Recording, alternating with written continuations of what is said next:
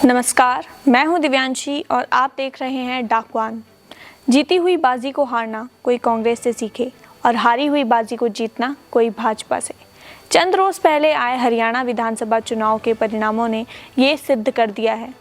इस चुनाव में सारे एग्जिट पोल कांग्रेस की जीत दिखा रहे थे और ग्राउंड जीरो पर भी कांग्रेस की लहर दिखाई दे रही थी। भाजपा के खिलाफ पिछले 10 सालों की एंटी इनकम्बेंसी दिखाई दे रही थी।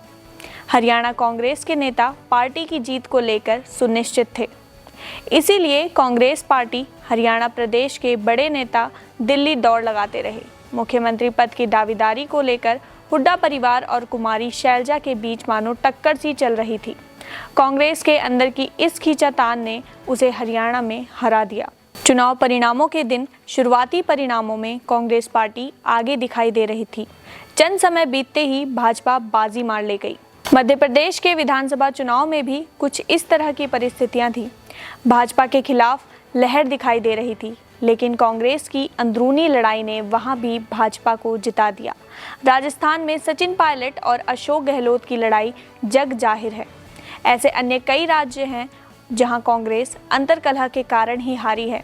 हरियाणा के बाद कुछ इस तरह के समीकरण केदारनाथ उपचुनाव में देखने को मिल सकते हैं। चंद महीनों में उत्तराखंड की केदारनाथ विधानसभा में उपचुनाव होने हैं। भाजपा विधायक शैला रानी रावत के गुजरने के बाद से ये सीट खाली थी।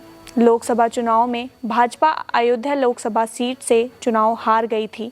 उसके बाद बद्रीनाथ विधानसभा में उपचुनाव हुए, जहां एक बार फिर भाजपा को मुंह की खानी पड़ी और पूरे देश में भाजपा की किरकिरी देखने को मिली। विपक्षी दल भाजपा पर निशाना साधते रहे। उनका कहना था कि भगवान श्री राम और भगवान नारायण भी चाहते हैं कि भाजपा ना जीते, इसीलिए उन्होंने हिंदुओं के 2 प्रसिद्ध धर्म स्थलों से भाजपा को हरा दिया। कांग्रेस के नेता कहने लगे कि अब बारी केदारनाथ की है। केदारनाथ में भी समीकरण कांग्रेस के पक्ष में बनते दिखाई दे रहे थे।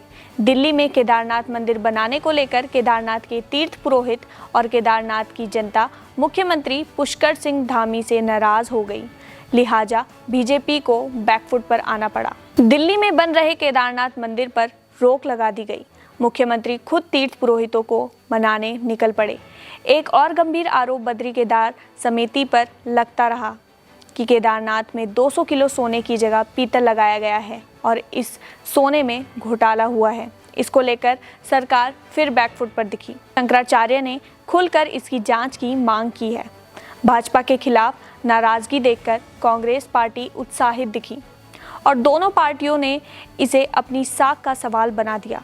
लेकिन दोनों पार्टियों की असली मुसीबत अंदरूनी कलह है। कांग्रेस में जहां गणेश गोदियाल और कांग्रेस के प्रदेश अध्यक्ष के बीच ठनी हुई है, कुछ नेताओं का कहना है कि गणेश गोदियाल चाहते हैं कि स्थानीय नेताओं को मैदान में उतारा जाए और गणेश गोदियाल इसके लिए केदारनाथ से पूर्व विधायक मनोज रावत के पक्ष में हैं।